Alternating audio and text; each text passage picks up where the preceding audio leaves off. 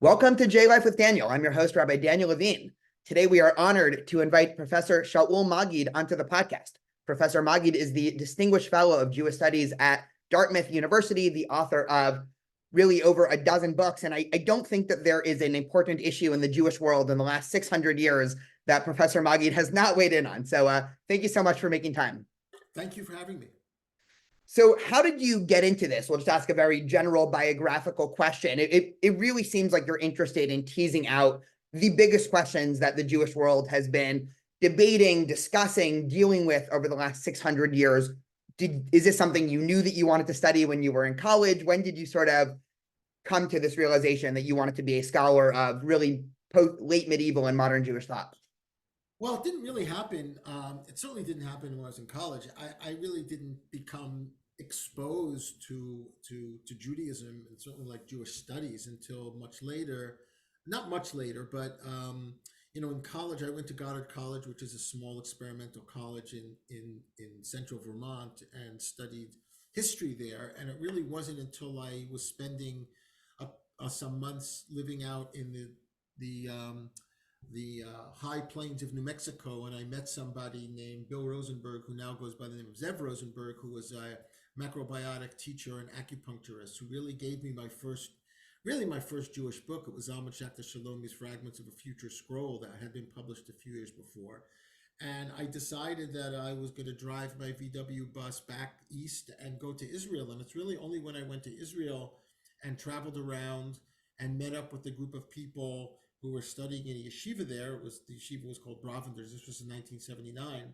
That I kind of fell into this world. So I certainly, it was certainly nothing was planned. I mean, very little was planned in my life. I think I really kind of fell into it, and then lived for years within the kind of Orthodox, ultra Orthodox world, in Brooklyn and in Israel and Jerusalem, until I started to make my way out of it for a variety of reasons, and started to explore the possibilities of what it meant to study Judaism outside of an Orthodox context. I went to the Hebrew University, I went to the Hartman Institute, and then decided that I wanted to pursue an academic career, although I'm not really sure I knew what that meant at the time.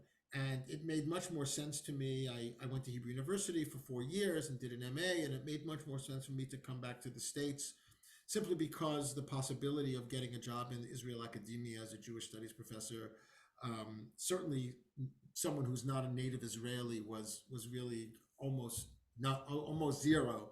So I figured that was my opportunity. At the time I was married. I had 3 small children, so I really kind of had to speed up the process. I didn't really have the luxury that a lot of graduate students have. So I came back to the U.S. and went to Brandeis, and kind of it fell into studying Hasidism, largely because it was something that I was just very familiar with from living in the ultra-Orthodox world. And again, there was a lot of serendipity involved, as there is as it is for a lot of academics, in terms of choosing a project, writing on a project, graduating, getting a job.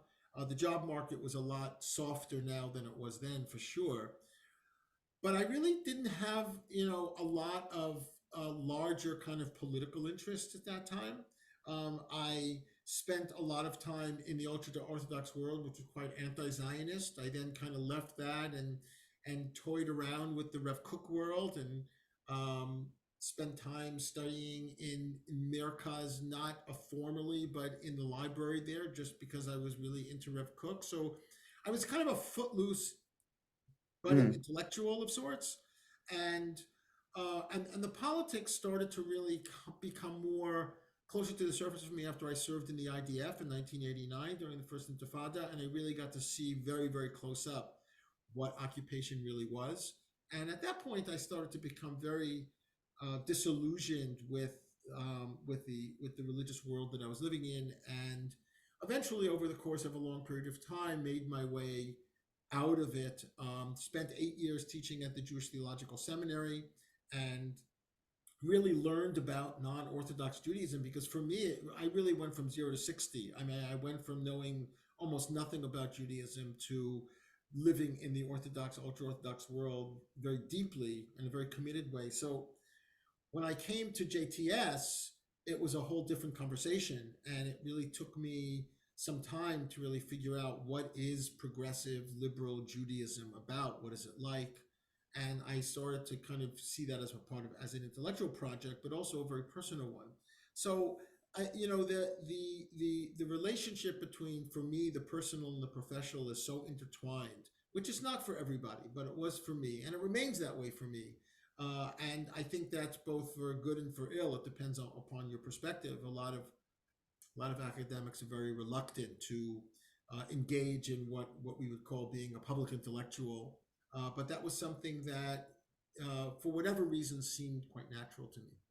Yeah, so we'll definitely get back to Zionism and we can talk about your new book, The Necessity of Exile. I had read your original article for Tablet that I assume at least formed much of the basis for the book, where you touched on both the Lubavitcher Rebbe and the Satmar Rebbe. So we'll unpack that in 20 or so minutes. Just keeping with the wider Hasidic movement, there was an interesting shift, and I've talked about this on the podcast before, where at least for much of the liberal Jewish world, certainly the academic Jewish world, there was sort of a shunning of all things Kabbalah and Hasidic Judaism for really the first 100 years of both, the Wissenschaft school of Jewish thought, and certainly the American Reform movement, arguably the conservative movement, even modern Orthodoxy. And that really is shifting back. And I even see in my own life, I've taken a recent interest in a lot of the ideas of Hasidic Judaism. And I'm curious to bounce this idea off you.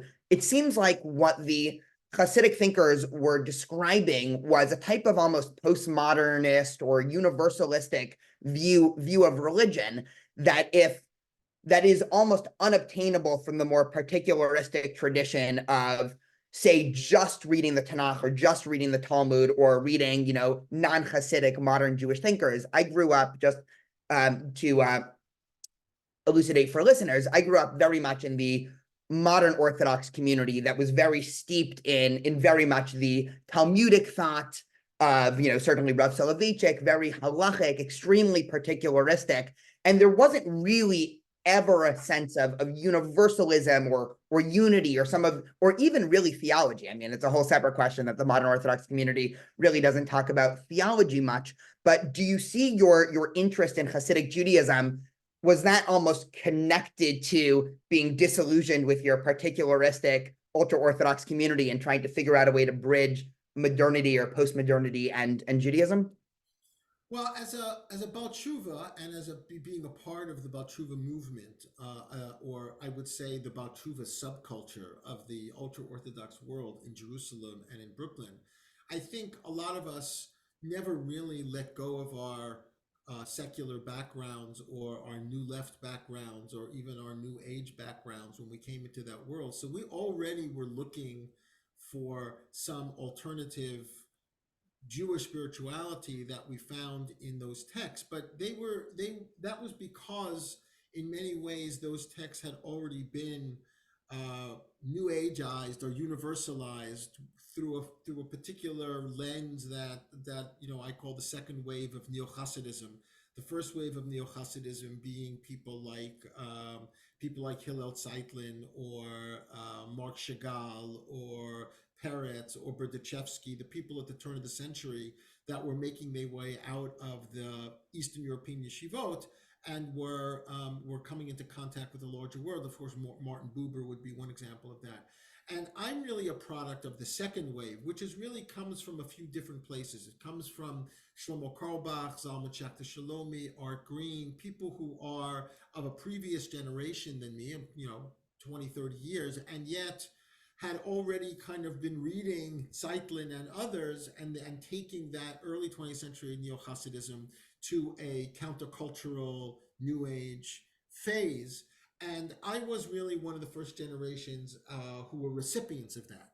So for me, the scholarly enterprise, or the scholarly philological historical enterprise of Hasidic texts, already contained within it a particular kind of search for a more expansive notion of spirituality. I think one of the things that you say, which is actually quite interesting in terms of when does modern Orthodoxy discover, um, not discover Hasidism, but discover a certain kind of neo-Hasidism. I think that happens a little bit later, really after the death of Shlomo Carlebach, when you have the kind of emergence of all of these Carlebach minyanim and all these Orthodox synagogues that really had never taken that much interest. And why that happens is a fascinating story in terms of the sociology of modern Orthodoxy in the post-war period. But I think that modern Orthodoxy now has really absorbed many of that kind of neo-Hasidic ethos that then translates it into its continued halachico-centric Judaism. And I at some point in my life, after being Orthodox for 30 years, decided that it really didn't work for me anymore. So kind of stepped outside of that. But that's really, in a certain sense, a lot of my work um, was an attempt to kind of articulate a particular kind of contemporary vision of Hasidic thought. I mean, some of the critics of my first book on Ishbitz Radzin said, well, this seems to be more theology than scholarship, or it seems to be more invested and less disinterested. And in retrospect, I think they were probably right. I don't know if I felt that way at the time, but in retrospect, I think that I was invested, deeply invested personally, and I remain deeply invested personally in the kinds of scholarship that I do. For listeners that might not be familiar with your first book, can you just give the the first book was called Hasidism on the Margin. It's about the Izbich Radzin Hasidic tradition, and it deals with questions of antinomianism and the law and the way in which Hasidism, as you said, articulates a certain kind of interesting universalistic vision out of its very hyper particularistic context, and is kind of pushing against the halachic view of Jewish legitimacy without ever actually crossing any lines, without ever going outside of it. But it's very suggestive, and I think that's why people like Zalman Schachter Shalomi and Shlomo Carlebach, they saw in people like Ishbitz or Nachman of Bratslav is another classic example. These are kind of forerunners of a particular, I would say, kind of spiritual anxiety of wanting to kind of move beyond, but yet being limited by particular kinds of generational and social frameworks. So that's really what the book addresses, and it tries to put the Hasidic world in conversation with other aspects of religious questions of the law and antinomianism, Christianity in particular, and tries to really tease out some of what I think is embedded in those texts, even if it's embedded in an unconscious way. Yeah, so just to dig in a little bit on the idea of antinomianism, just for listeners, and if you disagree with any of the ways in which I'm summarizing this, please feel free to cut me off here. But of course, Judaism, classical Judaism, is very legal centric, right? One only has to look to the Torah and Talmud and subsequent halachic commentaries to see that. Of course, early Christianity was antinomian in a large sense of abolishing the law, and so radical Jewish thinkers, whether we're talking about Maimonides and his philosophy, or early Kabbalists, or Hasidic thinkers that want to stay within the mainstream Jewish framework, and this is just to sort of highlight this for listeners, had to defend, even if they're putting forth some universal vision, they had to defend why, for Jews at least, nomianism still ruled the day. And so there's a fascinating tension there that's between both universalism and particularism. If this law is objective in some way, why shouldn't everybody do it, right? Why is it only for us? And you can really see this tension come out in a lot of Hasidic literature. You've written, if I recall, I mean, it's been a while and I didn't get a chance to review at least this part of your writing, but I recall there was some controversy of you trying to re-examine the similarities between Christianity and Judaism. And from what I remember, you discussed that, listeners are probably familiar that in a medieval context, generally public conversations between Jews and Christians had a huge power disparity. Obviously, that was generally at the threat of either forced conversion or subsequent exile. And so a lot of conversations were very polemical on both sides, where Jews sort of had to defend the oral Torah and the Talmud and, the reason why the New Testament is not the new revelation, and sort of it went back and forth.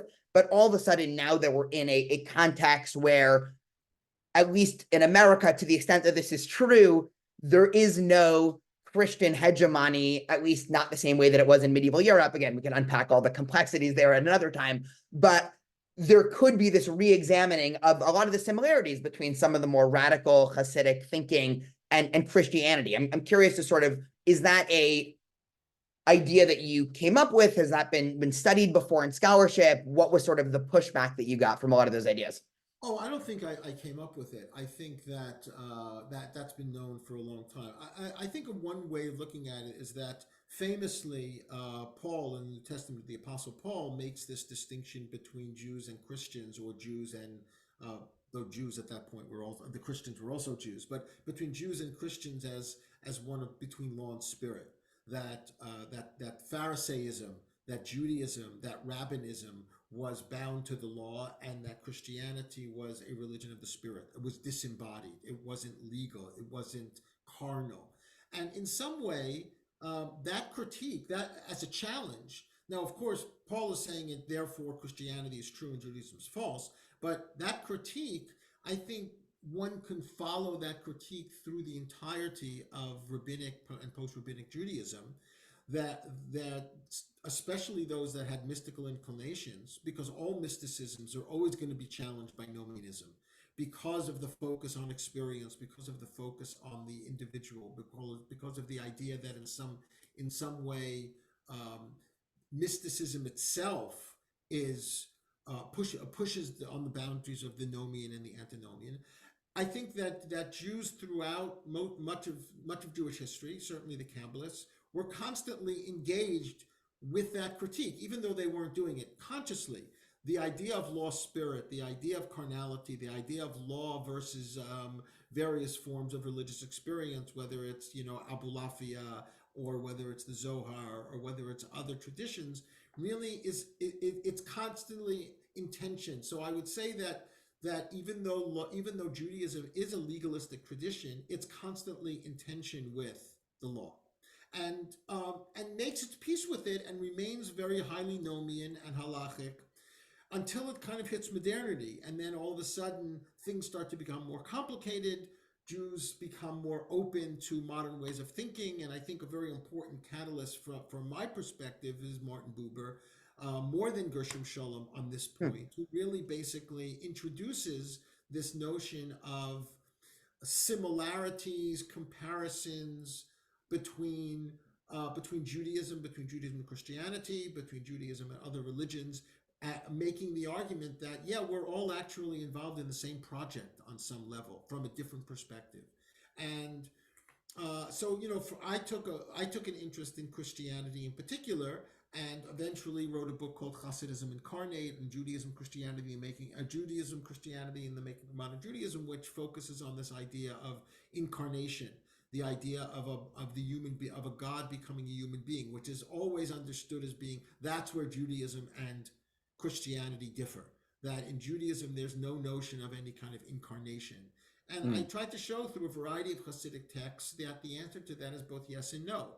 Yes, in some formal doctrinal way, God is not incarnate in a human being. However, the concept of the tzaddik and the concept of various forms of religious experience suggests that the relationship between the divine and the world, the relationship between God and the human being, is a much more complicated one than this kind of unequivocal, categorical separation. And there's a certain kind of attitude that had become very pervasive.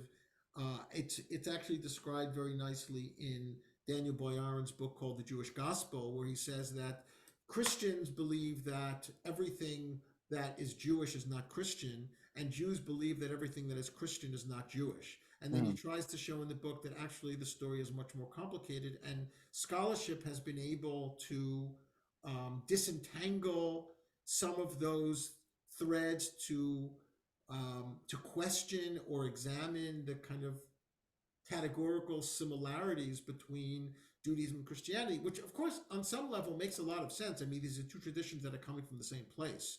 They share scripture, and they share a certain kind of monotheistic worldview that gets interpreted differently. So I think that in a certain way that was one of my contributions in trying to open up the Kabbalistic and Hasidic tradition to being looked at through a wider lens. Sure, and I think that also highlights why the Hasidic and anti-Hasidic split, right before the Enlightenment, really was the biggest thing that happened in at least the wider Ashkenazi Jewish world for really 1,500 years. And if it wasn't for the Haskalah and Enlightenment with all of, those added questions that we'll get to in a few minutes, that might have been, the defining moment in Jewish history. It was very quickly overshadowed about, 50 years later. I've always felt that the biggest challenge to the more either philosophic or mystic, and I think there's a lot of similarities when we compare, the project of Maimonides to the project of early Kabbalists or Hasidic thinkers, is this challenge of, if what you're saying is true, so if we take Maimonides at face value that the Torah really does highlight all of these, deeply true philosophic ideas, or we take the Kabbalists at face value that the Torah really is some divine blueprint for how to live your life, Judaism really should proselytize. And that's sort of an implicit question that I think is running through all of the medieval philosophic Jewish tradition, the later medieval Jewish mystical tradition, and certainly modern Hasidic Judaism. I know that you also have some interesting ideas about the evolution of Judaism from being rooted much more in a ethnic Jewishness to more of a either religious or universalized Jewishness. Can you highlight where exactly, where those ideas can be found for listeners who want to find more, and just touch on that a little bit? I I I discovered that as, or I should say, discovered that I view that through the lens of the 16th century tradition known as Lurianic Kabbalah, which really was a tradition of mystics that circled around a very charismatic, two very charismatic Kabbalists, Moses Cordovero and later Isaac Luria. And the interesting thing about the Lurianic circle, what became the Lurianic circle, which really kind of revolutionized the study of Kabbalah once it becomes, once printed versions or even manuscript versions hit Europe around 1600, is the fact that there was that Sfat, where this is happening at the time, was a very interesting moment after the expulsion of the Jews from Spain in 1492 and the expulsion of the Jews from Portugal in 1496, where you have returning conversos, that is, people who grew up as Christians, people who either converted to Christianity or are children or grandchildren of people who converted to Christianity, making their way back into Jewish community, into Jewish circles.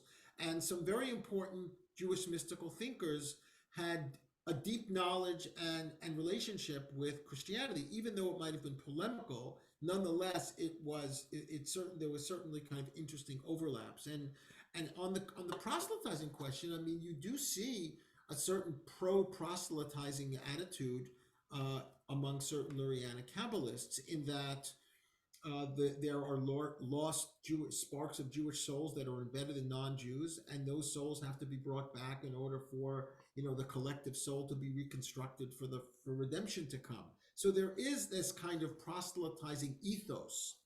It might not have been that practical at the time, and so in a certain sense, the idea that Christians proselytize, Jews don't proselytize, is both true and false. It's meaning that it's true, and yet there's something that's not completely true about it. And so I in my book From Metaphysics to Midrash, which is on Lurianic Kabbalah, I tried to look at the ways in which the notions of these very static categories, for example, Jew and non-Jew, or male and female. I have a chapter on a variety of Kabbalistic texts on homosexuality, which are quite evocative and quite provocative in many ways, in terms of the Kabbalists saying, well, male and female are not really stable categories. They're more liquid categories, certainly within the kind of soul dimension. And in the course of this, started to kind of construct a sense of the complexity whereby Judaism is a religion that in some way envisions itself outside of the particularity of the Jewish people. And something that I heard much later from Zalman Schachter Shalomi, really, about making Judaism a world religion.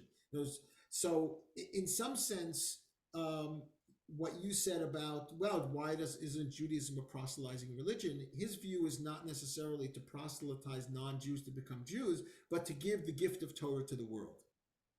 And in that sense, I think, the Lubavitcher Rebbe, Menachem Mendel Schneerson, he really is onto something, in a new layer of something, in a new register, not only with his proselytizing of Jews, but with his project of the seven Noahide laws, Mm. as that for Jews to really promote redemption, they have to actually go out and into the world and influence the world in a variety of ways. Yeah, that's really fascinating. And I've never made that explicit connection between the proselytization of the seven Noahide laws, of which Chabad has been a big proponent on. We'll return to Chabad in a couple minutes. You had mentioned diaspora, I think also in terms of wider mysticism, right? There's obviously undertones of messianism. I don't think that we directly touched on that, but that period with Luriana Kabbalah and Tzfat in the 16th century after the expulsion is where we see a proliferation of Jewish texts about both messianism and also diaspora as a necessary vehicle for messianism. And from a historical perspective, and again, if you disagree, would love to hear, it seems that this is just new thinkers trying to come up with ways to curb the probably prevalent lachrymose feeling that a lot of Jews might have been having of, why is Jewish history just one terrible event after another? Why is it one exile after another? And it was almost a way of making diaspora seem something positive. That was then taken by later Hasidic thinkers and evolved into a full-blown theology of the idea that again, we need to go around and collect sparks and connect it to the original Hasidic idea of tikkun olam, not sort of the watered down version that I think a lot of Jews might have heard from it now. So where does this idea of both the interplay of diaspora and sort of the other side of its coin, I don't know if you would frame it as opposites, or messianism and diaspora, or redemption and exile, how do the Hasidic thinkers play around with those concepts? Right. I mean, it's interesting that you say that, because I started to become interested in this question, which eventually ended up in my latest book, The Necessity of Exile, but I had no idea it was going to go in that direction. And that is to suggest that, in fact, exile moves from becoming certainly in prophetic texts and in some rabbinic texts, as a consequence of punishment, to the reality of opportunity. That exile, there's a famous passage from the Talmud. The only reason that Jews were exiled was to make converts, and it's not really clear that convert means, in the normal way we talk about it, but that somehow there is a purpose to exile, and that exile is a way in which Jews can engage with the world while remaining closed in on themselves, to, in the Kabbalistic imagination, gather the lost sparks that happened as a result of creation, and that the redemption itself can only take place if that work is done. And so in the essay that you referred to in Tablet, that became part of an essay, although I expanded it and added a couple of people in the book, is that there's something very similar between the Satmar Rebbe and the Lubavitcher Rebbe. So the Lubavitcher Rebbe is a kind of social gospeler, in that he believed that you have to go out and procure a certain kind of spirituality rooted in Judaism, which will then gather those sparks, whether it's non-Jews performing the seven Noahide laws, whether it's alienated Jews becoming more invested in Judaism. And the Satmar Rebbe, Old Teitelbaum, had a similar ideology, except for him, it wasn't by engaging with the world, it was by creating enclaves in the diaspora where Jews are going to live as Jews, perform mitzvot, and that the actual, simply the residence of Jews in the diaspora living a Torah life will cleanse the lands. It'll cleanse the diaspora such that the Jews could return. Interestingly, if you take Lubavitch Rebbe and the Satmar Rebbe and you juxtapose them to Rev Kook, he had a very different vision, a very different redemptive vision of repopulating the land of Israel before that work was done, as a way of completing that task. So in a certain sense, interestingly, Rev Kook basically makes the argument that Zionism is itself part of the messianic schema, and the Lubavitcher Rebbe and the Satmar Rebbe will said in different ways. Actually, no, Zionism is anti-messianic, because if you're going to actually repopulate Israel, if you're going to go to the land, back to the land of Israel, without that process being complete, the process can never complete itself. Now, of course, obviously, the question is, when does that process is that process complete? How does one know whether that process is complete? And the standard answer is because that's when the Messiah comes. And Rev Kook basically says, well, we can actually go back before the Messiah, and that itself will bring the Messiah. So you have these very, very different worldviews articulated in those three individuals. I mean, there are many others that one could add on whether what the Satmar Rebbe called the Brit Shel Galut, that there's a covenant of exile, should be something that is maintained and respected, or do we decide that it's over, even without it being via divine fiat? Yeah. Does this debate between, we have the three great Hasidic thinkers of really the 20th century here, between the Lubavitcher Rebbe, Satmar Rebbe, and Rav Kook, does this debate almost correspond to what the human role is in the exilic, in the redemptive process, and what that is? Where Rav Kook, obviously, for him, it was literally farming and building the land and bringing Jews to Israel. For the Lubavitcher Rebbe, it's bringing Jews close to mitzvot. Of course, just for listeners who haven't made the connection, the Lubavitcher Rebbe is the Chabad Rebbe. So I'm sure everybody here, no matter what, just come into contact with Chabad at some point in their life. Whereas the Satmar Rebbe, Satmar is definitely the group of the three I know the least about, but it seems that their view is almost just keep waiting. I mean, am I straw manning that? No, but I think you get it right. But for him, the waiting is messianic, and so I think that and by the way, I think these three visions are accelerated after the Shoah, after the Holocaust. And the Holocaust, of course, Rav Kook dies before the Holocaust in 1936.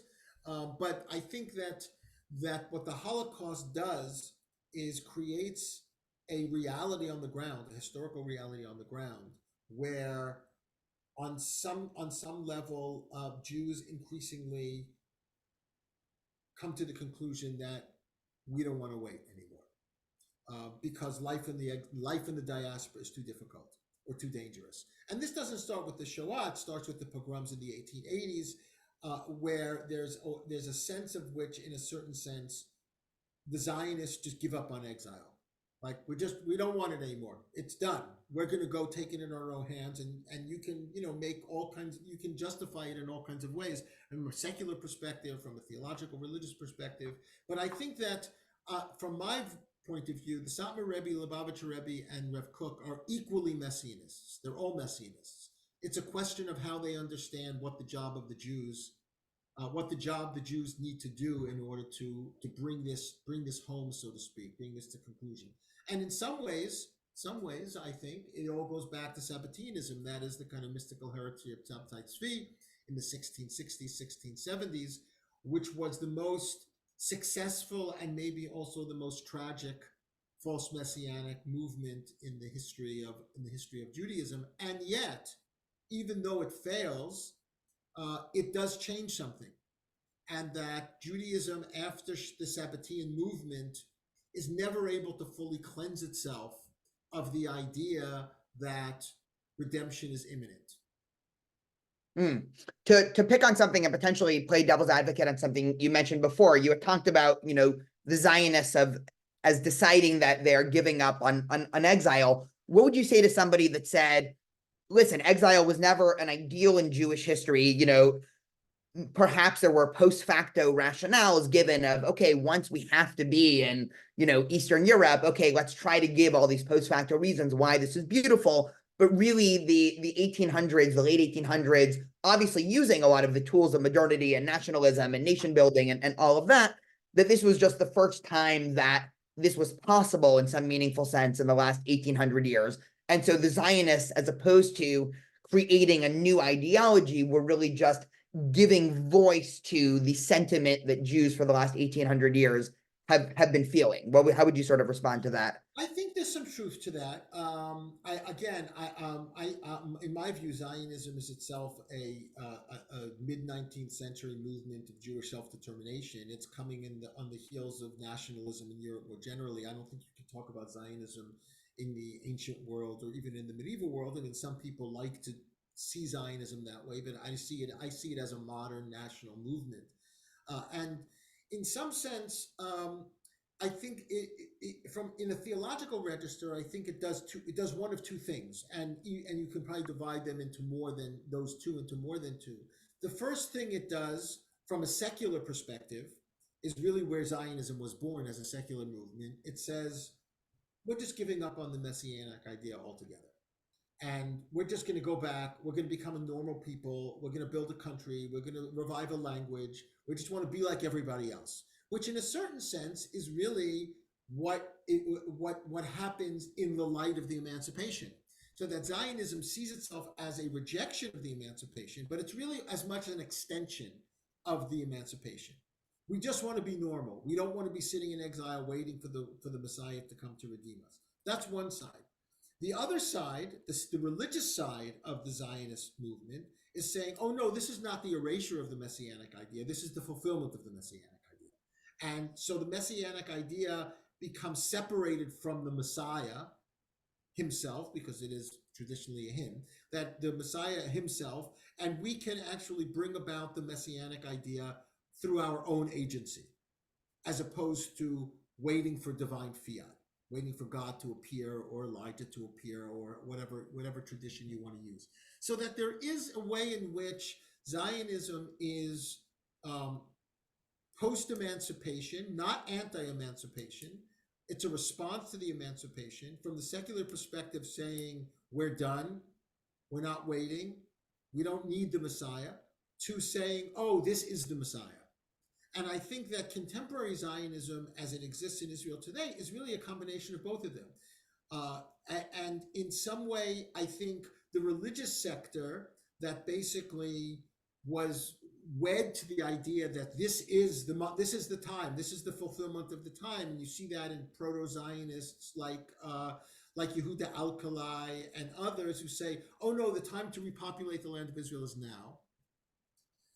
So on the one hand, the religious Zionism in the Cookian tradition believed that this is the unfolding of the messianic idea. But I see and then we can move forward to the book in a way, I see increasingly among some of the more radical religious Cookians or Zionists, or maybe I would call them post-Zionists, are saying, no, this is just about power. This is just about conquest. This is no longer about the Messiah. This is just about, in a certain sense, creating a what Zev Jabotinsky called an iron wall, just a fist of force that we're going to use in order to be able to live here and expand the land as much as we can. So I think there's a lot of really interesting things going on. I think Zionism is in itself today being transformed into something other than what it originally was. There was a huge crisis. I mean, you of course know this, but just for listeners, in the religious Zionist community, where the 6-Day War is sort of seen as the redemptive moment, and then of course Jewish history over the past, I'm not good at doing math on the fly, 50 whatever years since 1967, was sort of one setback after another. Obviously, Yom Kippur War, which had a much bigger effect in terms of wider Israel, but then certainly the pulling out of Gush Katif and Gaza was seen as a huge moment, because messianism is not supposed to have bumps along the way in some sense, right? If land is just getting conquered and then, you're putting together, as opposed to the Chabad vision, which is, and again, maybe I'm making light of it, but I mean this in a serious way, where, you have a certain number of mitzvahs in the mitzvah jar, and once it overflows, the Messiah comes. In some sense, the religious Zionist is, you have certain number of acres in the land of Israel, and once you reach some amount, the Messiah comes. So there was a huge psychological break to some extent in the religious Zionist community. And I agree with you. A lot of it is really alarming in how it is just becoming just I like that you said post-Zionist, because it really is a philosophy that is just caught up in its own obsession with power. Obviously, you wrote a book about Meir Kahane that I think fits in there. I know it's never a good idea to ask about predictions, and then I do want to go back a little bit to the book, but where do you see the religious Zionist camp going in the next 20 to 30 years? Because it's definitely been troubling. Right. Well, I want to just suggest a very quick timeline because I think it's important. So I think you're right. 67 opens up the possibility of what Rev Cook, Abraham Cook, who dies in 1936, what he predicted was now happening, and that the religious Zionists, they didn't have to act out violently in any way because they felt like they were riding the wave of history. History was moving in their direction. And that happened in 67. 73 was a bump in the road for sure. But I think that bump in the road starts to kind of level itself out with the election of Begin in 77, where settlement policy becomes government policy. And I think that a lot of the religious Zionist establishment felt, okay, now we're back on track. From 67, we had a bump in 73. And then what happens is first the first Intifada in 1989, but then more importantly, Oslo in 1993. I mean, Oslo was a real break because Oslo basically, in the religious Zionist mindset, Oslo was reversing the historical trajectory of redemption. Once you start talking about relinquishing territory, once you start talking about a Palestinian state, and the initial consequence of that was the Rabin assassination in 1995.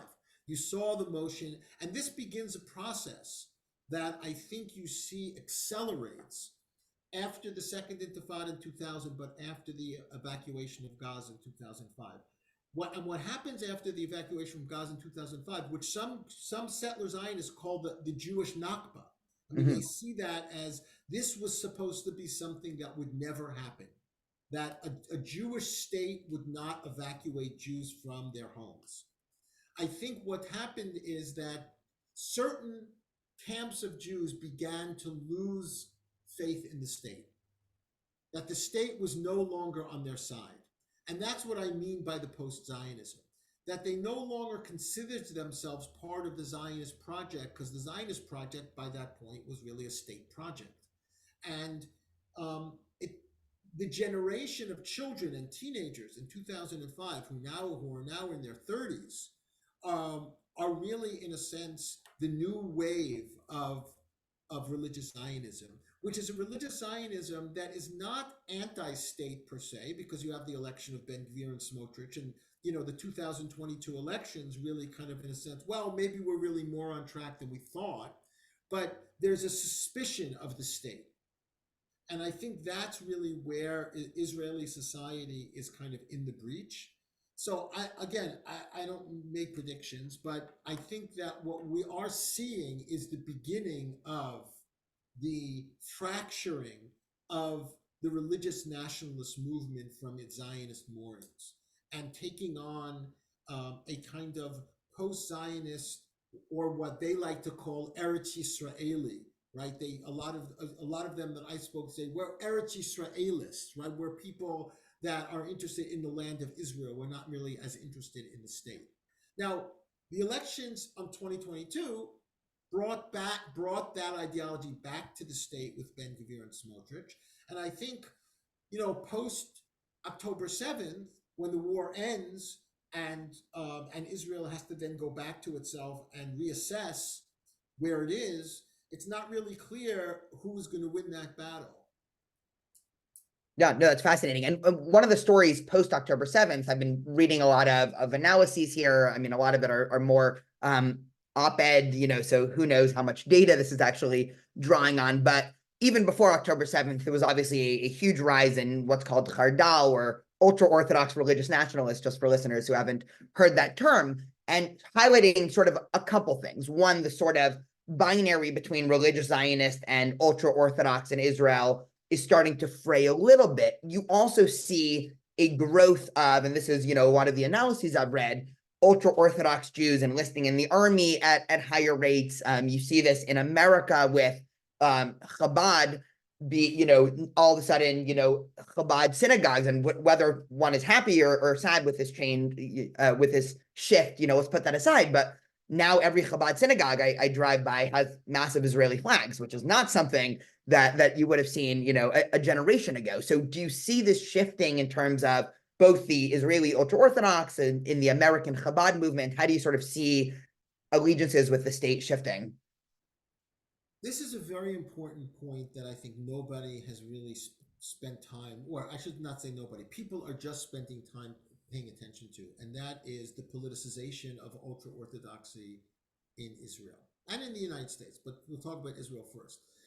Ultra Orthodox Jews generally, from the founding of the state until the last decade or so, and I think the Trump election in 2016 is also an interesting example, were mostly politically transactional. That is, their politics were basically, we're going to support the parties that are going to give our communities the goods and resources that they need, whether it was army exemption or or stipends for large families and things like that. They weren't really involved in the Zionist project. What's happened in the last decade, because now we're having third generation Haredim, ultra Orthodox, so they don't really have the same kind of proximate memories of Eastern Europe, even though they may dress like Eastern European Jews. They're really Israelis. They're Hebrew speakers. In many cases, they have as much in common with their non-ultra Orthodox, colleagues of the same generation than they do with their grandparents who came from Poland, or their great grandparents who came from Poland. So you're starting to see that the ultra Orthodox are being politicized, not transactionally, but they're becoming part of the Zionist project. So one example is the numbers of ultra Orthodox Jews, young ultra Orthodox Jews, that didn't vote for the Aguda party, but that voted for Ben Gvir. And I think that this is really a sea change in the country because they make up a very significant voting bloc. And if the ultra and if you take an ultra orthodox mindset and you transform it into a political register, it very easily becomes Kahanist. It very easily becomes a strong right-wing reactionary. The Arabs are like the Cossacks. There's just a sense of us and them, zero-sum game, good and evil, black and white. And so there's been a large uptick in the sympathy of young ultra-Orthodox Jews toward this very, very right-wing mindset. You see it in them coming into the army, moving into settlements. I think this is one of the brilliant moves of the settler movement, was creating settlements for ultra Orthodox Jews. On the one hand, it gave ultra Orthodox Jews bigger apartments for their big families, and yet once they were in the West Bank, they interacted with other national religious Jews and somehow became much more a part of that project. That's on the Israeli side. On the American side, I mean, one of the phenomenal things was the large Trump rallies in 2016 in Borough Park, Brooklyn, or Windsor, Brooklyn. Now, ultra-Orthodox Jews always voted, but for the most part, ultra-Orthodox Jews, just like Jews in general in America, voted with the Democrats. And most of the Congress people and most of the city council people in Borough Park and Williamsburg and these ultra-Orthodox communities were Democrats. Suddenly you have ultra-Orthodox Jews driving around in pickup trucks with waving Trump flags down 13th Avenue in Brooklyn or 16th Avenue in Brooklyn. You never saw that before. So again, the ultra-Orthodox Jews in America are becoming more American, the same way the ultra-Orthodox Jews in Israel are becoming more Israeli, except when they're becoming more American, they're aligning themselves with the American religious right. So you have kind of an interesting alliance between evangelical Christians and ultra-Orthodox Jews, because there are certain things that they share politically. Now, obviously, the ultra-Orthodox voting bloc in America is not very large, and it's not going to push elections one way or the other. But I think what you're seeing is the politicization of ultra-Orthodoxy, largely because on the Israeli side, they feel more comfortable being Israeli, and on the American side, because they feel more comfortable being American. And what ends up happening is they're not absorbing a kind of liberal ethos, but they're actually taking their own worldview and just translating it into a contemporary political register. And and there's no surprise that that's what they're going to end up with. And Sure. I don't think there's any reason that that's going to change. I think the ultra orthodox voting bloc in Israel is going to become more influential. It's going to become more important. It's going to become more reactionary. It's going to become more right wing. And I think ultimately it will have an impact on the landscape, the political landscape, and the social landscape of the society. It already has. Sure. Yeah. And we saw that, of course, with the judicial reform, whole situation that was happening, for the last year before October 7th, that probably will return in some major way, once the immediate war is over, to the extent that it ever will end. So we've been talking about for about 52 minutes. So I wanted to start to wrap up. Is there any topic that you think is interesting, relevant? I'm sure there's, a whole myriad of topics we didn't touch on, but any other ideas, thoughts that you wanted to bring up?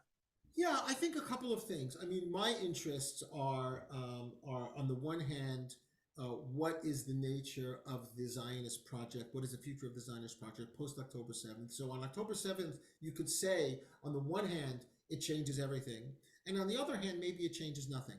I mean, I hope for the former, but it's as likely the latter, and that would mean, in a certain sense, that both sides will become more entrenched. The Palestinian side become more entrenched. The Israeli side become more entrenched, and that only really, from my point of view, and I can't predict the future. That Israeli society will continue to be a culture of domination, and that in being a culture of domination, the people being dominated will eventually resist. I mean, Jabotinsky said that in his essay in The Iron Wall. You subjugate people, they're going to resist. That's just the reality. So it's really thinking about that, and that's part of what my book on exile is suggesting, that to re-own the concept of exile, not only for diaspora Jews, but for Israeli Jews as well. And there's an essay by Rav Shagar, who's a settler Zionist figure, called Religious Post-Zionism, where he basically makes that argument. On the American side, I'm not really as interested in the Haredi ultra orthodox world. I'm really interested in what are the potential for the next phase of American Judaism. I think we've moved beyond the denominational phase. I think the synagogue as the center of American Judaism is in its last phases. I think that American Judaism is becoming more diffuse, but not more assimilative. I mean, I think that Jews are not assimilating more; they're actually disassimilating, and they're looking to create a new form, a new layer of Judaism, which engages with the world as well as serves the community to maintain boundaries between itself and the other. And I think that's really the most interesting thing for me. I think is the way that's going to play itself out in post-denominational Judaism, where communities are constructed without the trappings of a classical religious community with a rabbi and a cantor and those kinds of things, and that in effect the boundaries between the Jew and the non-Jew become thinner, but they don't become thinner with the necessary byproduct being that they disappear. They become thinner because Jews feel, in a multicultural post ethnic society that we live in, they are able to exist and maintain themselves without um, creating a certain kinds of closed off enclaves. And I don't mean enclaves in a formal sense, but that it is. I am committed to the project that Torah should be a gift to the world, and how do we do that? Yeah, no, that all rings true. I mean, I have my feet in three different institutions. One is a classical reform synagogue that I do some teaching for and help lead services, very much, 20th century suburban reform. Certainly what you're saying rings true in terms of the shift. Obviously, Hillel in my main job, and then I also am an adjunct professor teaching at UC Irvine. And so it has that interesting interplay where at Hillel, in general, and this is true certainly across the country, the number of people who aren't Jewish that are getting involved, not with intent to convert, but just to be a part of the community is fascinating. And it's funny that you said that the boundaries are thinning, because just last week with Parsha Yitro, I did a wider conversation, a Torah on Tap, about boundaries, and there's some fascinating rabbinic text about Yitro, and is he a part of the Jewish people? Does he convert? Why does he get sent away? All of that, and it was fascinating because we had a group of Jews who identified fully as Jewish, another couple people that, if asked, they would have said, maybe I'm half Jewish, or discovering, and then two or three people that were there from just my past Jewish studies classes that have no intention to convert. They just like the community. And so it was a very rich conversation. And I totally agree that the American Jewish landscape is changing in really interesting ways. I would also say that I think it'd be healthy for American Jewry and American Judaism if it became less focused on Israel. And I mean that in both ways, less focused in terms of support and less focused in terms of critique. That American Jewry is its own civilization, and the fears that a lot of Zionists had that, oh, Jews are going to just assimilate, they're just going to disappear, has not happened, and it's not likely that it's going to happen. And we have to see it within a civilizational mindset to say there is something that we can do as Jews to contribute to the society that we live in. And to do that, we have to be open to engaging deeply, and I don't mean only politically or economically, but I mean spiritually and existentially with the society that we live in. Yeah, I appreciate that in a lot of ways. And this will be the last thing I'll say. It's a lot easier to talk about Israel than it is about spirituality and God in American Jewish circles, which is not a good thing. Right. Professor Shaul Magid, thank you so much for this conversation. Thank you very much.